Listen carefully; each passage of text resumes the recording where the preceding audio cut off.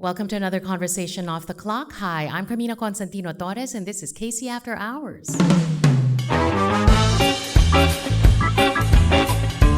I don't want to say na ang kawawa ko naman. No. One reason why I also stopped newscasting, I gave up Bandila at the end of 2017. I think I got burned out. Minsan nga when I do interviews, dapat sabi ko minsan mas maganda yung wala kang alam masyado.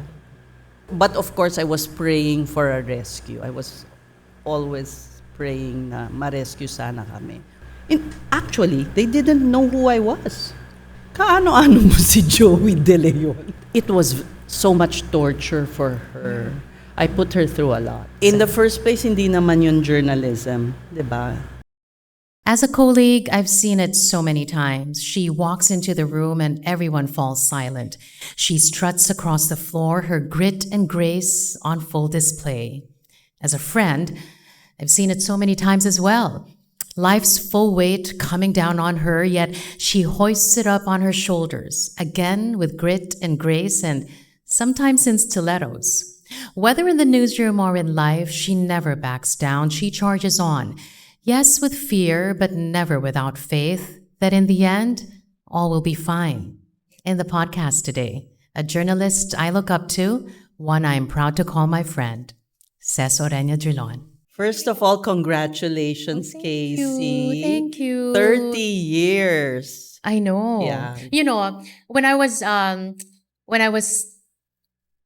thinking of the guest for my 30th, there was no other name that came to mind. No, really. My staff, my team will attest to it. Kasi sabi ko, I needed to talk to someone who understands first the language of being a journalist.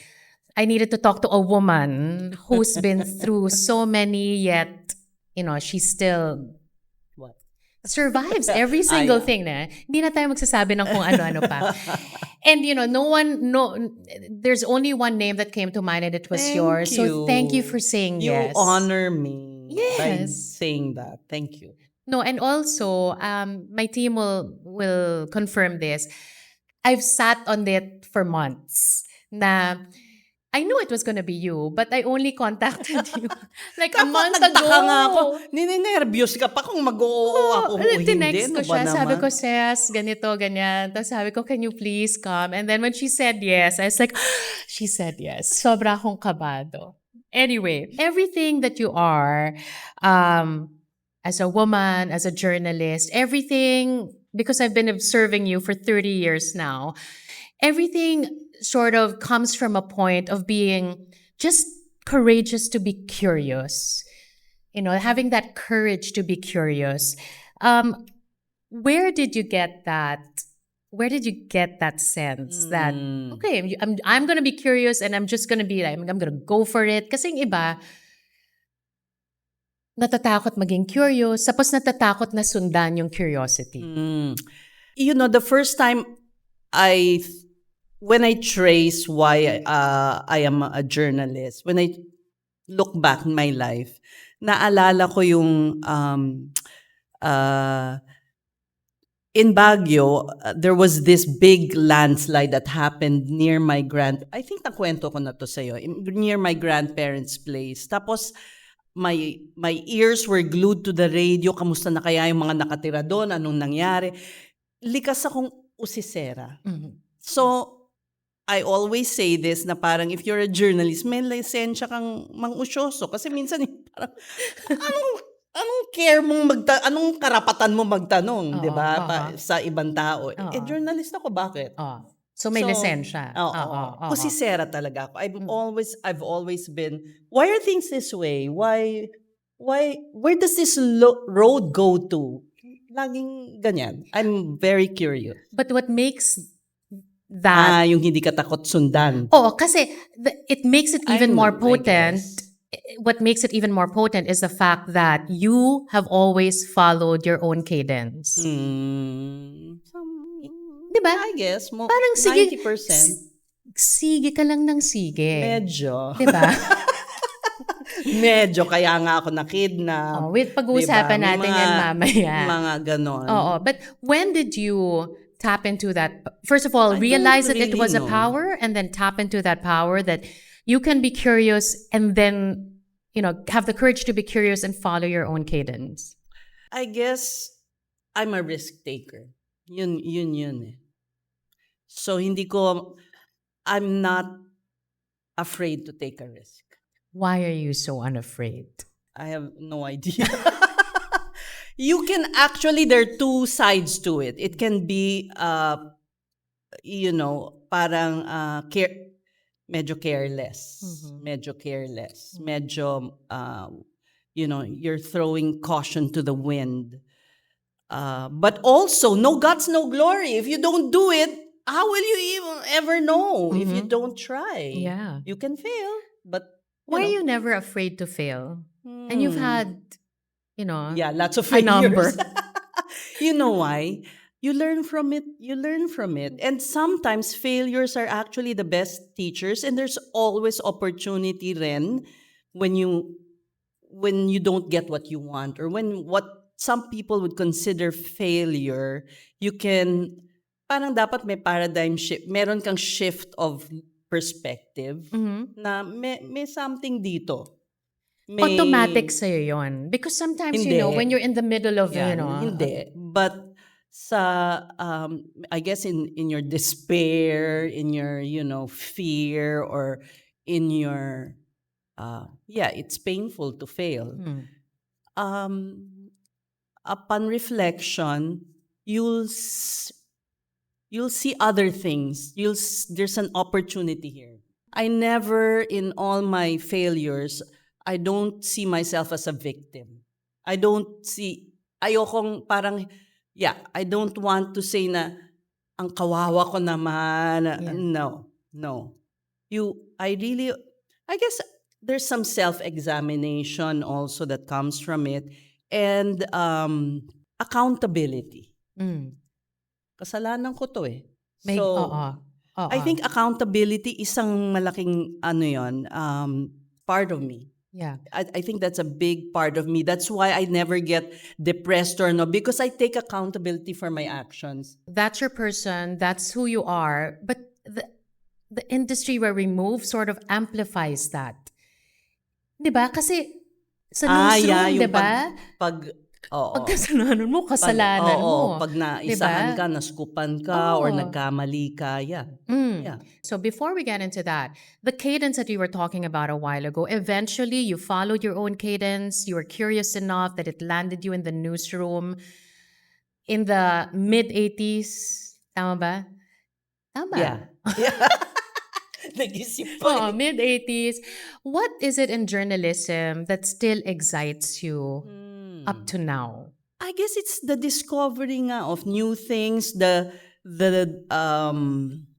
challenge of getting to the truth. It's really a big challenge, diba? There are many sides to a story, and getting to the root can be very challenging, especially nowadays, because hindi mo na alam sinong paniniwalaan mo eh. Diba? Yeah. So, yeah, and kasi ang hirap naman to say na you've seen it all, and hindi, it's really, and also the potential of being able to, nandun na ako sa having some advocacies and being able to focus on them para, it is a very depressing world that we're living in right now. And I think I have a different perspective, because before, you're just after a story, you're like, the adrenaline is there, and it's like you're solving a puzzle, putting pieces of a puzzle together. That was the challenge for me when I was chasing stories. Pero now, you try and find the good things, you try to influence your audience to see that there's also a better world out there. There's solutions. May mga solution. Hindi lang yung kasi one reason why I also stopped newscasting. I gave up Bandila at the end of 2017. Na I think I got burned out. Which leads me to the next question, because I mean, there's no doubt about it. Journalism empowers, di ba? Yeah. But when you're called a journalist, do you ever find that that label sort of limits you as well? Na, di ba? Yeah. Hindi mo yan pwede gawin kasi journalist ka. Yeah. Yeah.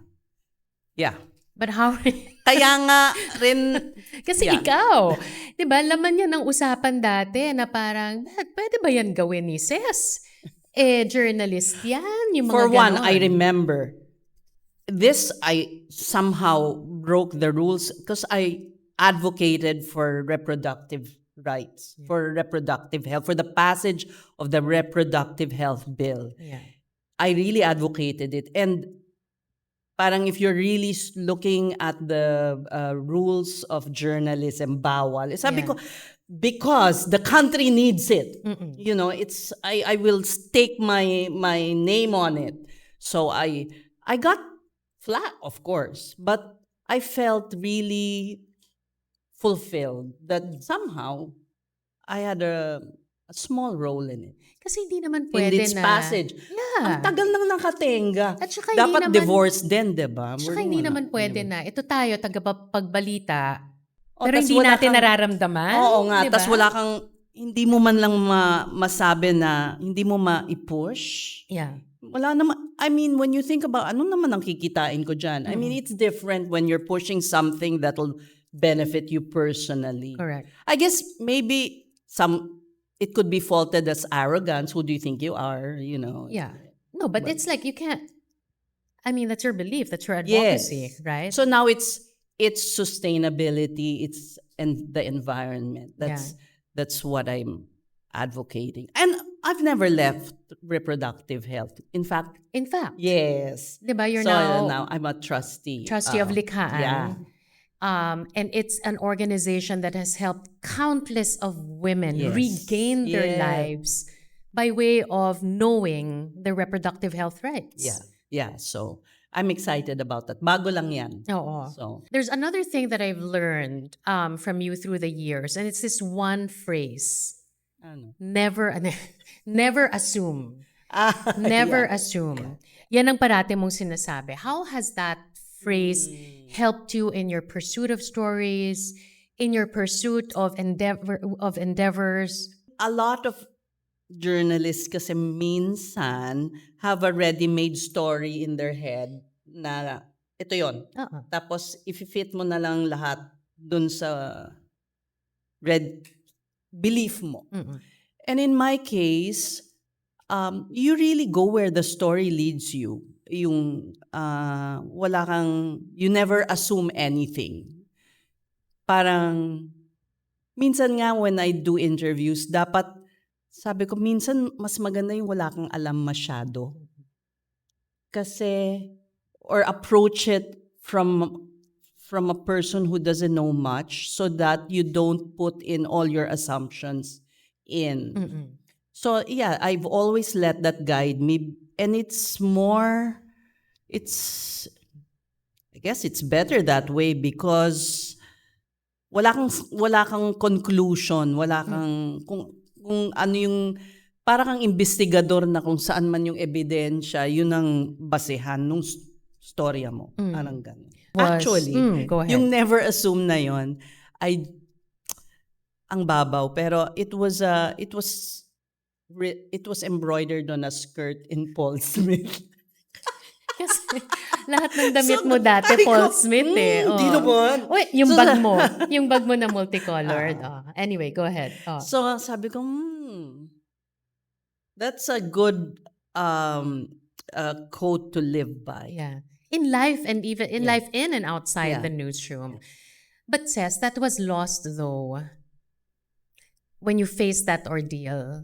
That phrase was lost when you faced your ordeal, when you got kidnapped, because all the assumptions that you had made then failed you. And that led to Yeah, but that harrowing experience. it was one of the when looking back, I won't say best naman, but one of the um, turning points in my life. And sige na nga, sabihin ko, it was a rewarding experience. Really? Yeah. So many things happened there. And sometimes hindi ko kinakwento madalas kasi sabihin, no, ang woo-woo naman, ang weird mo naman. Because I felt so close to nature during that time. I felt that I was being comforted by may sound siya eh. No, I believe you. I was- Tayong dalawa yung cosmic sa ating apat, diba? Hindi yung sound ng wind na nagbubulo, No, parang, no. I don't know, it was like I was being comforted and I was being told you're going to be all right. And then second, natutunan ko, alam mo yung mga bags kong mamahalin, pinamigay ko after. Yung sa isang iglap, lahat pwedeng mawala sa'yo eh. So in a way, yung attachment mo to material things, I'm really trying to simplify ngayon. My life. I'm like, I don't want na, when I die, my sons will be saddled with all my things and, they wouldn't know what to do with them. So unti-unti akong nagla-let go. Pangatlo, you have to stop and smell the flowers. I did. Noon parang on the go, Yeah. lagi. Frantic. Yung manonood na lang kami ng sine ng mga anak ko, I'll drop it. There's a hostage taking here, you have to be on the plane, ganyan. I'll let go of the movie date. Ganon. So, ano pa ba? And I had to learn to tame because after that experience, I felt so invincible. Parang, I felt so invincible kasi I survived that. Wow. Yeah. Was there a point though, Ces, during that time that you sort of felt, if my dad were only here, then maybe he would have been right there commanding everyone, saving the day? No. But I felt close to my dad because he had been there. He fought there. He was in the military. These are places these are not strange places to me. My dad had been here. And yung mga postmark na mga sulat niya, mga patikul, ganyan, holo, lahat yan. So I felt he was there protecting me also. So, yeah. In fact, nahiyang-hiya nga ako na sabi ko, my gosh, ang laking problemang binigay ko sa military. Alam mo yon? So, but of course, I was praying for a rescue. I was always praying na ma-rescue sana kami. Para walang ransom na mabayad. Oh, but one of the first words actually that you said, you told Maria then was sorry, diba? Yeah. I kept saying sorry. Yeah. But how does one get past all that? I mean, ilang days yon? Ilang days ka? 10. 10 days eh. And I remember... The 10th day was the day we were let go. Alam mo nung sinabi nung Abu Sayyaf na walang interview, kidnap for ransom to. Yung mga words na yun, dun ko lang naramdaman, and it's true pala what they write in novels and all that you'll feel like something drop in the pit of your stomach, something really... The first time I ever felt that was then. And the second was when si Professor Dinampo, who was our guide, we were in the krame, and there was I don't know what the term for that was, but nag-iimbestiga yung police. And he said that he feared that I would be raped. He never told me during the whole time, but only then did he say that. I felt, again, that same feeling. This was after na? Yeah, in the conference room of the PNP. After you had been rescued? Yeah. I was aware naman that there was one night that sabi ko, delikado to. Parang lumalapit na yung hammock nung isang commander dun sa... Kasi we were, at some nights, we were sleeping on hammock. And medyo lumapit na yung hammock niya sa hammock ko. So sabi ko, kung sakasakali, anong gagawin ko? So ang naisip ko, kung baril baka hindi, baka kabahan ako, parang baka hindi ko siya mabaril. So I was thinking, because this is a funny thing, when they give you a bolo actually, when... Panghawi. Hindi. Ano? Pag, when the call of nature comes, kailangan mo magdig ng hole. So may bolong binibigay. Okay. So sabi ko, meron ka? may bolong malapit, within reach. Okay. So sabi ko, yan ang gagamitin ko. At least yung parang isang ganyan lang. Diba? It never naman came to, it didn't happen. There was no, I just felt that there's a possibility, but yeah, wala namang nag-attempt. And one reason na naisip ko na bakit ganon, si Jimmy at si Angel, grabe yung pinakitang respect to me. So, I think that was a big factor in keeping them at bay. Jimmy and Angel, I know that every year you still get together and... Well, not in the last couple of years, pero yeah, I owe them. Yeah, pero ano na lang yung ano yung puwang na meron ka Sobra. para sa kanila? Especially Jimmy. Yeah. Para ko siyang, I would say like a brother. Yeah. Jimmy and hindi yan nakakalimot. Laging nagte-text. Si Jimmy and Angel po yung kanyang cameraman and assistant cameraman during that time. So you're still good. You still keep in touch. Yeah. When you were there, what were the thoughts? Because when something like that happens to you, you're just alone with your thoughts. One of the most difficult things during that time was boredom. Seryoso ka ba? Ay ko, wala bang libro dito? Hindi pa kayo nagbabasa? Oo. So, nanonood ako ng mga langgam na nagbubuhat ng mga, minsan, Jimmy, grabe yung mga langgam. Ang lakas, ganon.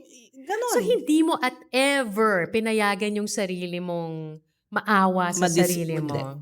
You know why? I had to be strong for the two. The moment na mag-weaken yung resolve ko, hihina na rin sila. I had to be, and I put their lives in danger. Ano ba naman, di ba? I had to be strong for the three of us. Pero, di ba, that whole ordeal, hindi siya linear na nakikipag-usap na sa mga authorities, sa ABS, ganyan. Merong siya di ba? Oo, merong may roller coaster for some yan, diba? reason, merong strategy na, sabi nila, alam mo si Ces, masyadong optimistic. Ito, after ko na nalaman na ganito yung strategy. Parang, she's too optimistic, she's negotiate. Kasi sabi ko, alam nyo, uutang ako. Uutang ako para sa ransom na yan, yung ganon. So she's too empowered. We have to make her, I don't know why they had to make me lose hope. I don't know anyway.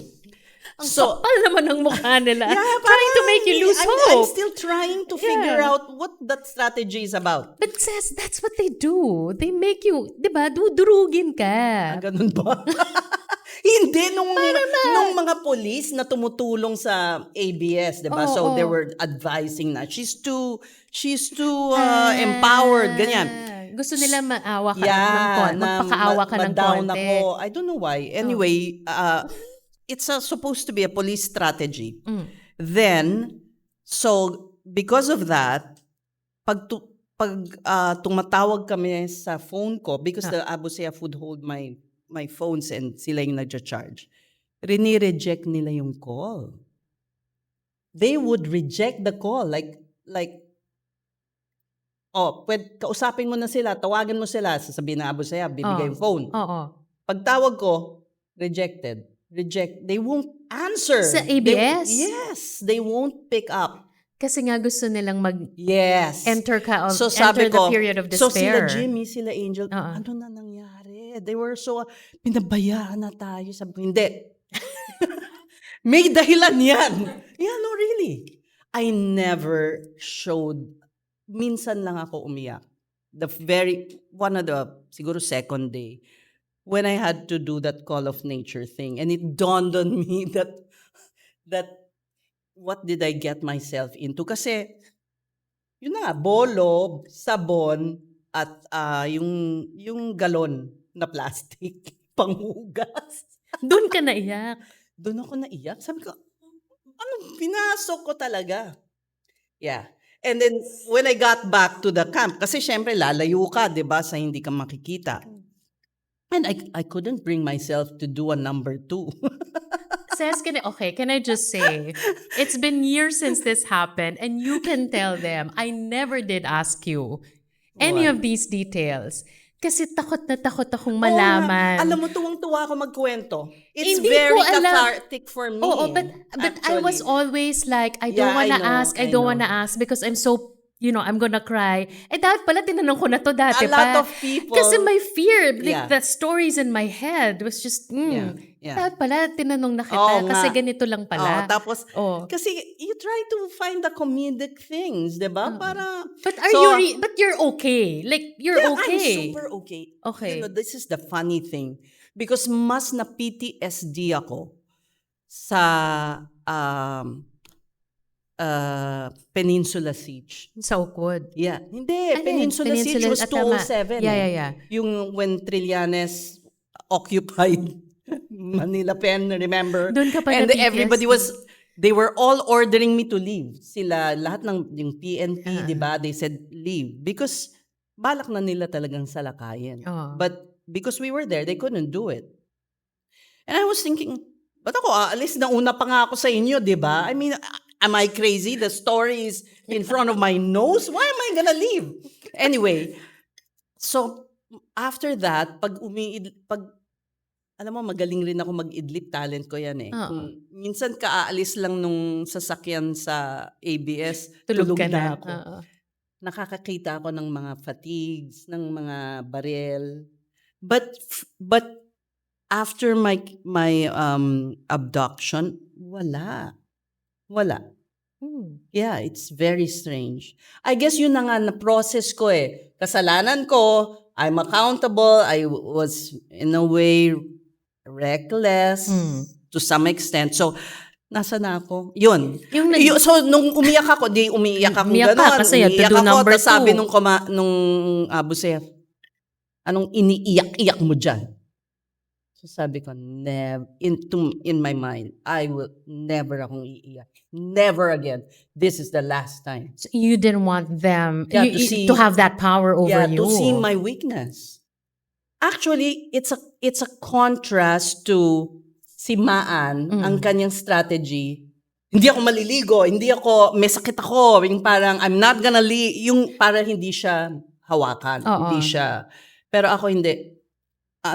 In fact, isang mali ko, ang hirap naman ito, yung parang interviewin yung supposedly, di ba?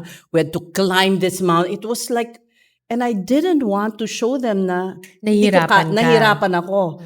Kadiliman na, ang ilaw lang namin, lighter. So, I would keep pace with them, which was because? Well, I should have slowed them down para naman mahasal sila. Hindi, at saka mahabol kami nung kung mayroon mang militar, whatever, di ba? But no, I did, kaya ko tong pagyatin, yun na nga. So, that's what I showed them na, actually, they didn't know who I was. Seryoso. ABS-CBN reporter lang ako in their eyes na may value because ABS-CBN ako. Yeah. Pero, eto yung tanong. Sabi nila, kaano-ano mo si Joey De Leon? Bakit? Ses De Leon. Ako, buti na lang, hindi yung Senator Drilon, di ba? Hindi nila naisip. Hindi, si Joey De Leon. Seryoso ba yan? Seryoso! Ano ba? Tapos ano sinagot mo? Tito ko po. Gano'n. Hindi, baka mahalan, di ba? Ay, oo nga. Oh. Yeah. And then, and that's when they said, you realized na hindi ka nila kilala. The value was because I represented ABS-CBN Broadcasting Corporation. Is it out of your system now? Like, Which? this whole ordeal? No. I mean, I don't, yun na nga, as I told you, I see it actually like a gift in a way. Because it opened my eyes to so many things. At that time,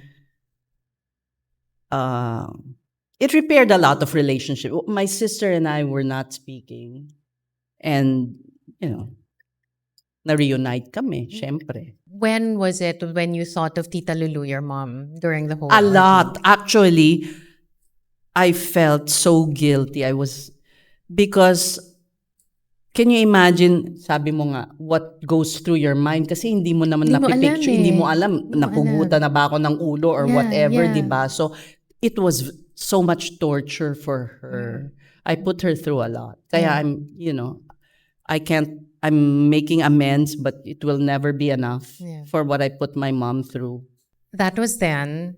The kind of journalism then was cutthroat, diba? That's the very reason why you were there, because you wanted to get ahead of everyone else to, get that story. What actually one of the reasons was I was told that the leadership of the Abu Sayyaf was more moderate, became more moderate, and may even talk to the government. So that was also a motivation na, this is a good, if it's true, this story that they have, Turn the leaf or something. So, yeah, but obviously not. Oo.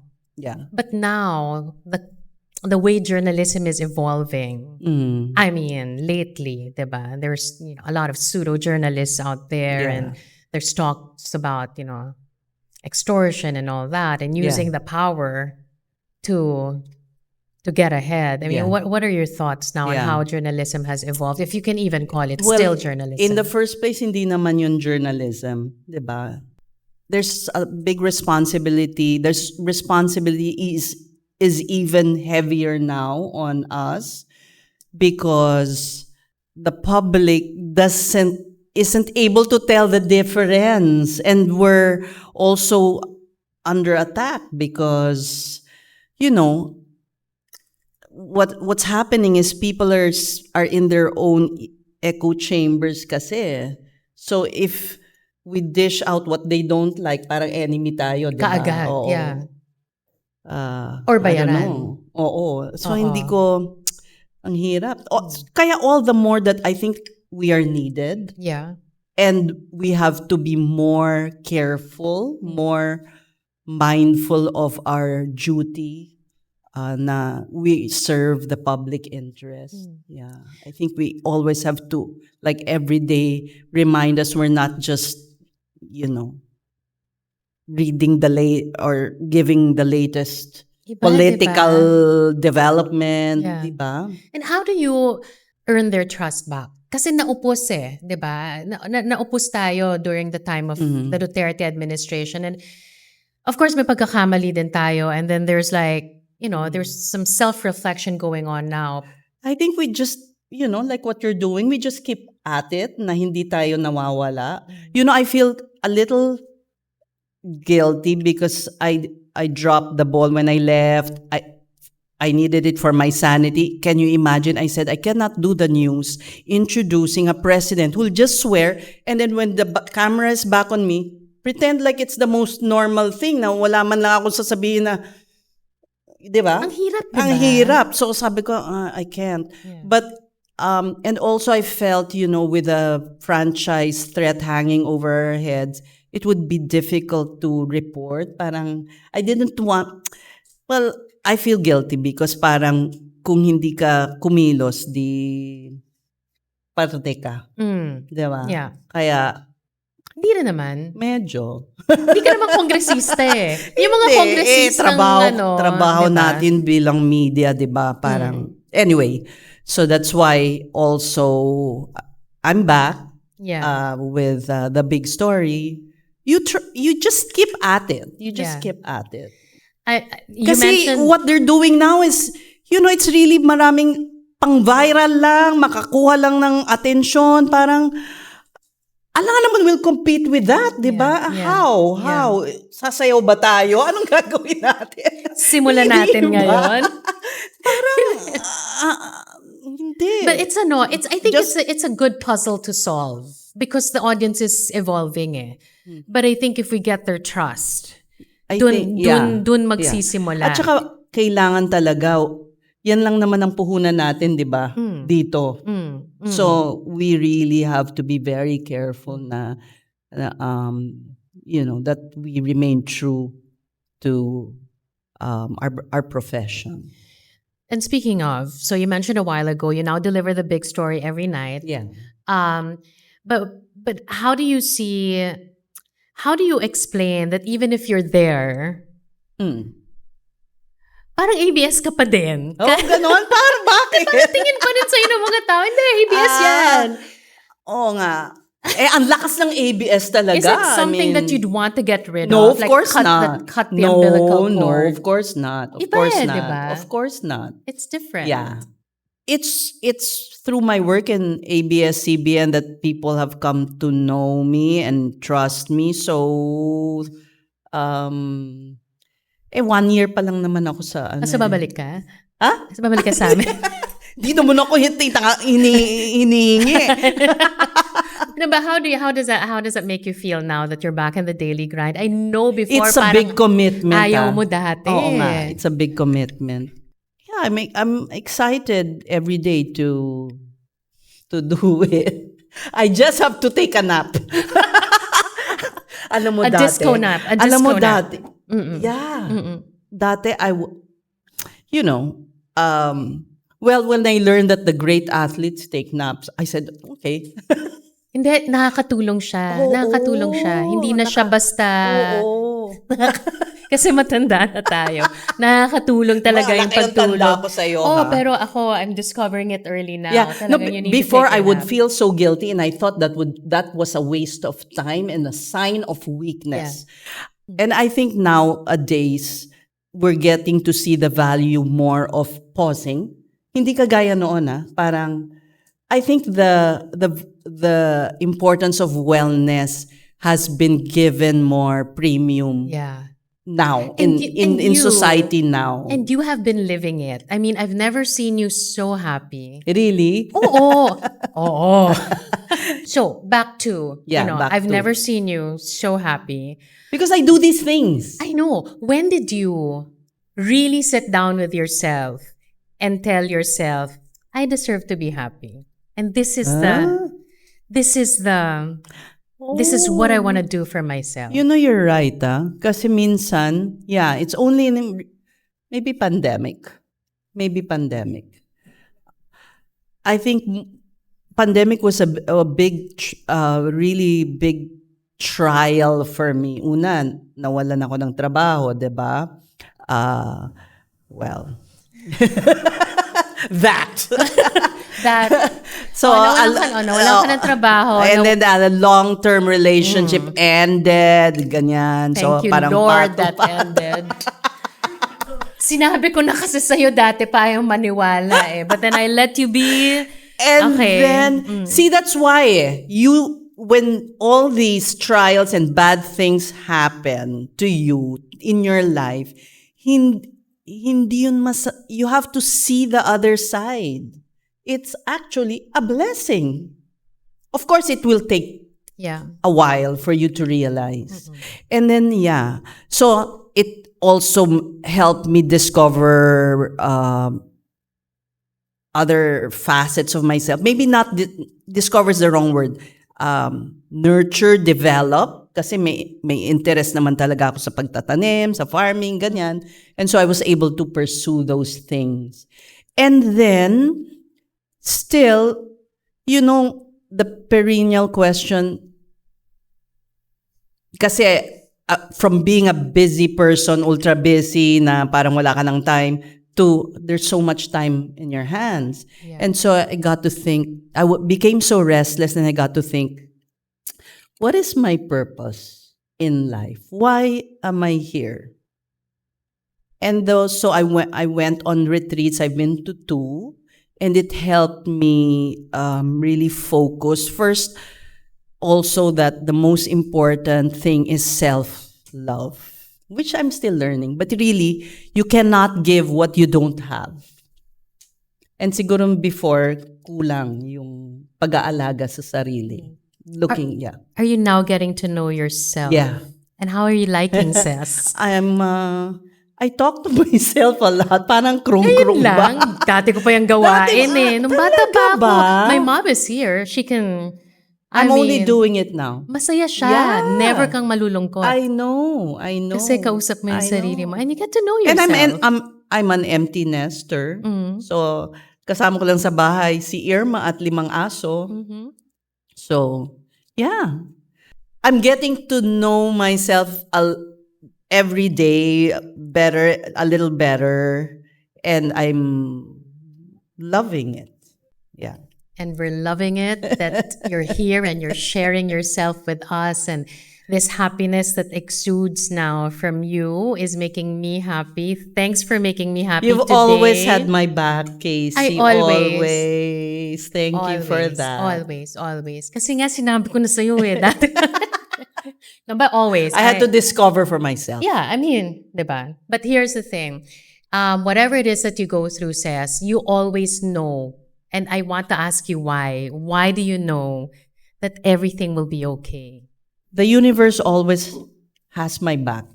I'd always say, mahal ako ng Diyos. Kasi yung nasa parang desperado ka na in a moment na parang you think